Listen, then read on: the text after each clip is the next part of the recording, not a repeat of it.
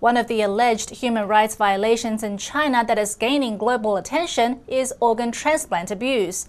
The Chinese regime has been accused of carrying out state-sanctioned forced organ harvesting of prisoners of conscience. Now, an Australian lawmaker is pushing for the state of New South Wales to impose laws to criminalize organ tourism. He says it's making the situation worse in China.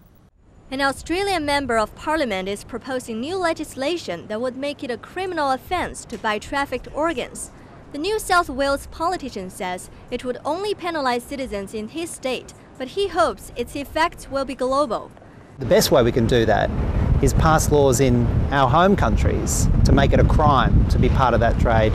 The bill targets organ trafficking around the world, but the impact will likely be most felt by China. It's amongst the top destinations for transplant tourism, but with no effective organ donation system, the source of organs is suspect. There is substantial evidence to suggest that state-run hospitals are killing prisoners of conscience to meet the demand of the country's organ transplant business. The largest group of victims identified are persecuted Falun Gong practitioners. Shoebridge says these types of state-sanctioned deaths should not take a back seat in keeping good trade relations with China.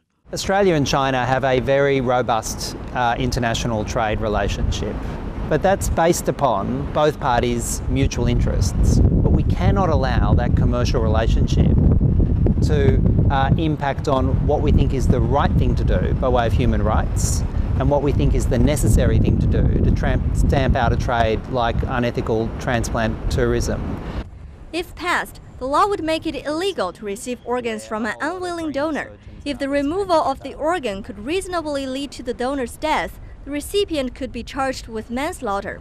The maximum jail term would be 25 years.